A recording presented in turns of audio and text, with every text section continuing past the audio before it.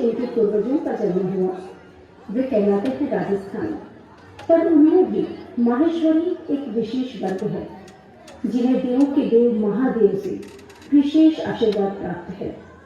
आप है राजा खड़क सिंह, अत्यंत शक्तिशाली और प्रतापी। सब कुछ होते हुए भी राजा खड़क सिंह के प्रभाव था। उनकी कोई संतान नहीं थी, राज्य का कोई उत्तराधिकारी नहीं था। अलख निरंजन, अलख निरंजन, जय जय बम बम भोले, जय जय बम बम भोले। अरे ये क्या हुआ? तपस्वी की मुझ पर दृष्टि पड़ते ही उन्होंने अपनी दिशा क्यों बदल दी? ये पलट कर वापस क्यों जाने लगे? ये अकारण तो नहीं हो सकता। मुनिया, हे तपस्वी, महात्मा, महात्मा सुनिए तो, सुनिए तो। मैं खंडेला नरेश खड़क सिंह आपके चरणों में सादर प्रणाम करता हूं मुनिवर। आशीर्वाद राजन, कहिए साधु की कुटिया में क्यों आगमन हुआ आपका?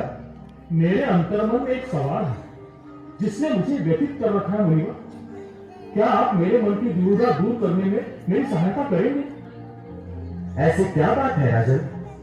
क्या जिज्ञासा है? क्या जिज्ञासा है आपकी? पूछिए।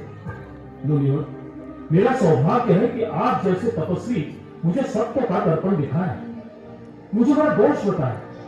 मुझे ज्ञात तो हो कि मैं किसी भ्रम से तो नहीं जी रहा। तो सुनिए राजन, आप सर्वगुण संपन्न है। आप में वो सारे गुण विद्यमान है जो किसी भी राज्य के राजा में होना चाहिए, पर निसंतान होना आपका सबसे बड़ा दुर्भाग्य है। आपके राज्य का कोई उत्तराधिकारी नहीं है और प्रातः काल में किसी निसंतान का दर्शन हो जाए तो सारे काम असफल हो जाते हैं। मैं अपनी साधना के लिए जा रहा था और आप पर दृष्टि पड़ते ही साधना में व्यवधान होने की आशंका से लौट आया। यही सत्य है राजन। क्षमा करें महात्मा, जो मैं आपके साधना के मार्ग में आया। मेरा दुर्भाग्य है कि ईश्वर ने मुझे पिता बनने के योग्य नहीं समझा। मेरे लिए तो मेरी प्रजा ही मेरी संतान है, लेकिन यदि मैं राज्य को उत्तराधिकारी न दे पाऊं तो मैं कैसा राजा? धिक्कार है मुझे, धिक्कार। अवश्य ही पूर्व जन्म में मुझसे कोई महापाप हुआ होगा जो ईश्वर ने मुझे निसंतान रखा। मुनिवर, आप तो सर्वज्ञ हैं, तपस्वी हैं, अंतर्यामी हैं। अब आप ही मुझ महापाप पर कृपा करें और मुझे संतान प्राप्ति का आशीर्वाद दें। राजन, विधाता के विधान को कौन बदल सकता है? मुझ में इतना सामर्थ्य नहीं कि मैं आपकी भाग्य रेखा बदल सकूं। नहीं मुनिवर, नहीं। कौन सा मार्ग होगा, कौन सा विधि होगी? यदि आप जैसे तपस्वी मेरा मार्गदर्शन नहीं करेंगे तो मैं किसी का आस कैसे करूं? हे राजन, एक ही उपाय है। परम कृपालु देवाधिदेव भगवान शंकर की शरण। आप उनकी सपत्नी आराधना करें। मैं आपको आशीर्वाद देता हूं कि भोलेनाथ आपकी तपस्या से प्रसन्न होकर आपकी मनोकामना पूर्ण करे। आ गए आप महाराज, मैं आपकी ही प्रतीक्षा कर रही थी। आज विलंब हुआ आपको लौटने में। क्या बात है?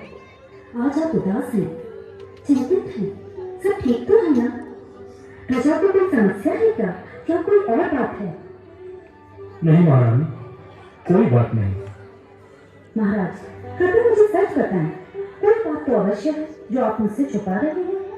मैं आपकी अर्धांगिनी हूँ, मुझे अधिकार है जानने का कि आज आप चिंतित क्यों हैं। महारानी, आज मैं जब राज्य भ्रमण पर गया तब मेरी एक तपस्वी से भेंट हुई जिन्होंने मुझे देखते ही अपना रास्ता बदल दिया, क्योंकि मैं निसंतान हूँ। हाँ राजन, हमारे जीवन में यही तो एक कमी है। अब हमारा भाग्य यदि कोई परिवर्तित कर सकता है तो केवल आशुतोष है। अब हमें उन्हीं की शरण में जाना है। धन्य है वो मुनि जो आज आपसे मिले और हमें भगवान शंकर की आराधना के लिए प्रेरणा दी। यदि हमें आशुतोष के आशीष का एक अंश भी मिल जाए तो हमारा जीवन सफल हो जाएगा महाराज। तो आइए हम चलें भगवान शंकर को मिलने।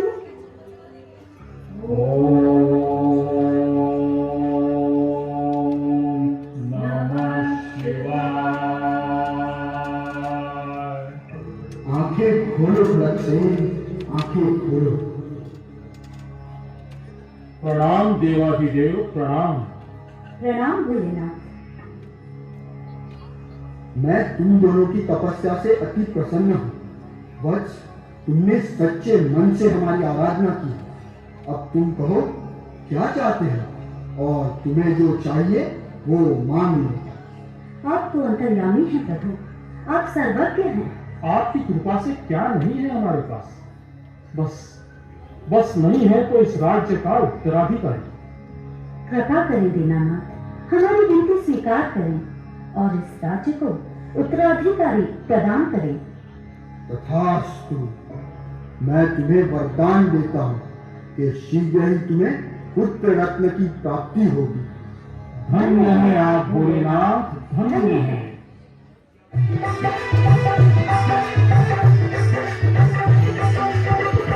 देवा आज बधाई, आज बधाई, देवा आज बधाई, देवा आज बधाई।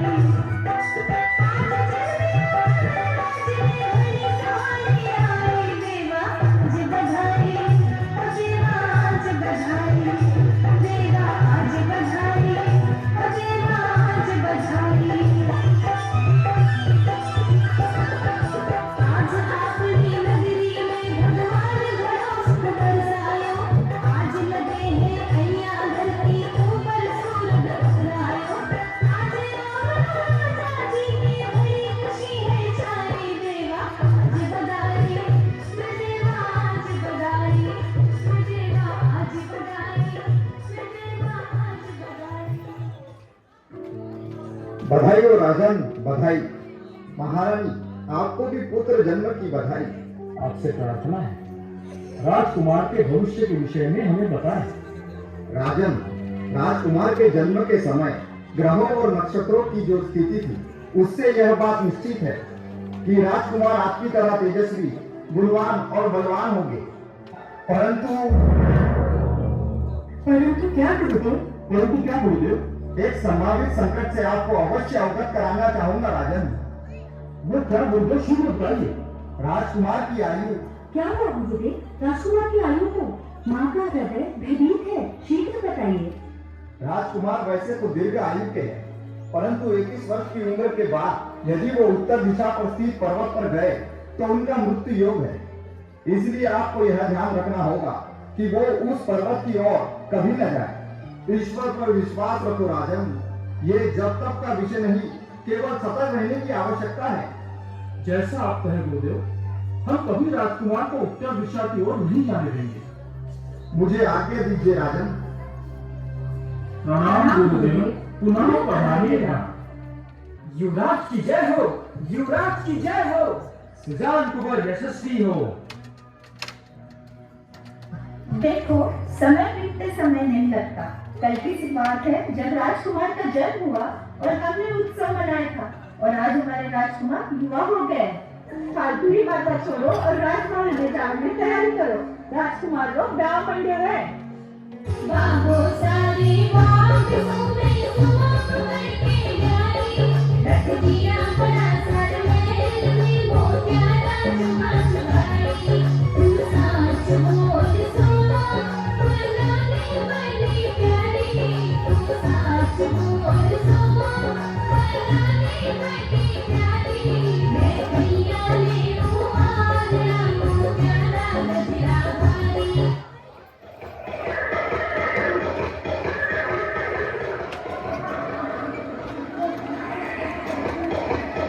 युवराज, युवराज, अरे युवराज इधर नहीं आ रहे हैं। अभी तो यहीं थे, कहाँ गए?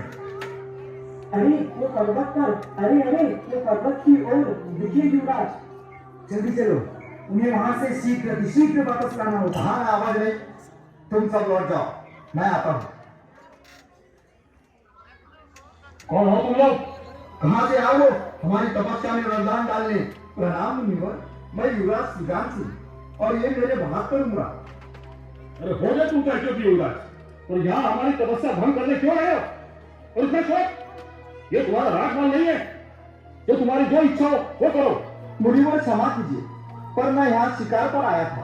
वो एक हिरन, अरे हिरन हो या सिंह, हम यहाँ वर्षों से ईश्वर आराधना में लगे हैं और तुम्हारे दल के शोर ने हमारा ध्यान भंग कर दिया। हम श्राप देते हैं, तुम सब पाषाण हो जाओ ताकि कोई शोर ना कर सको। महारानी चंपावती को सुजान कुंवर की जड़ हो जाने की खबर पाकर ही मूर्छित हो गई। और तब युवरानी जो थी राजस्थान की भूमि की वीरांगना, उन्होंने पतिव्रत धर्म निभाने का प्रण लिया और महाराजा और महारानी को किसी भी तरह सुजान कुंवर को वापस ले आने का वचन देकर 72 उमराव की पत्नियों के साथ पहुंच गए उसी पर्वत पर जहां युवराज उमराव के साथ पाषाण बन चुके थे। प्रणाम मुनिवर, आप सभी तपस्वीगण को मेरा सादर प्रणाम। क्या आप कृपा करके मुझे बता सकते हैं कि मेरे पति और उनके सहयोगियों को पाषाण वध क्यों मिला? हमारी वर्षों की तपस्या में व्यवहार डाला है, अपने शोक से इस स्थान की शांति भंग किए और तुम पूछ रही हो क्या कर किया इन्होंने? अज्ञानता में भी भूत बात नहीं होती मुनिवर। मैं इनकी ओर से आपसे क्षमा मांगती हूँ। मुनिवर, हमारा जीवन हमारे पति के बिना व्यर्थ है। कृपया शांत हो जाइए, शांत हो जाइए मुनिवर। अपना श्राप वापस ले लीजिए। हम जन्मों जन्मों तक आपकी ऋणी रहेंगे। कमान से निकला हुआ तीर और तपस्वी का दिया श्राप कभी वापस नहीं होता देवी। अगर तुम सच्ची पतिव्रता हो तो मनाओ अपने इष्ट देवादिदेव महादेव भगवान शंकर को। अब हम तुम्हारी कोई सहायता नहीं कर पाएंगे। पार्वती और भगवान शंकर की आराधना ही एकमात्र उपाय है। अगर कोई बदल सकता है विधि का विधान तो है एकमात्र भगवान आशुतोष कृपानिधान। जो आज्ञा मुनिवर।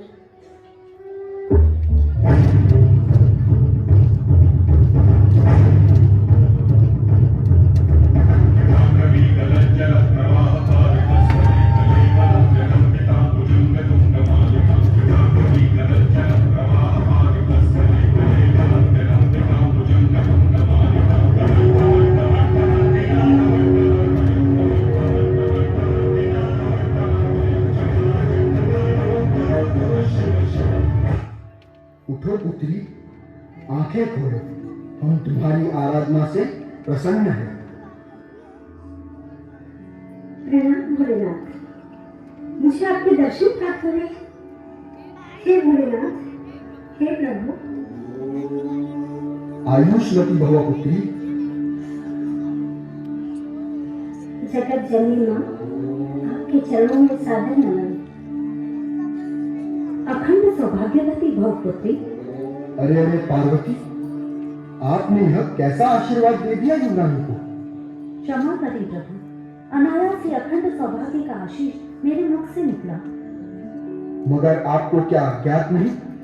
इधर दृष्टि डालिए। आपकी युवरानी के पति सुजान कुंवर और इन सब के पति तपस्वियों के श्राप से सदा के लिए पाषाण बन चुके हैं। मेरे मुख से अनायास ही निकले वचन की लाज आपको ही रखनी होगी स्वामी। देवी, अब आपने आशीर्वाद दे दिया है तो मुझे इन्हें जीवन दान तो देना ही होगा। लेकिन तपस्वियों का तप उनके कारण भंग हुआ है और उन्होंने इन्हें श्राप दिया है, तो अब उन ऋषियों का श्राप भी रिक्त नहीं होने दे सकता।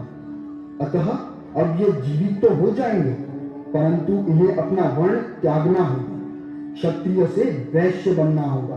क्षत्रिय से वैश्य, पर कैसे भगवान? इन सबको समीप स्थित सूर्य कुंड में अपने अस्त्र शस्त्रों सहित स्नान करना होगा, जहां उनके लोहे के अस्त्र शस्त्र जल में विलीन हो जाएंगे और ये स्वभावतः वैश्य बन जाएंगे। इस नीम के वृक्ष को साक्षी मानकर अपने अपने पतियों के साथ इसके 3 फेरे लगाकर तुम सब भी वैश्य कुल की हो जाओगी।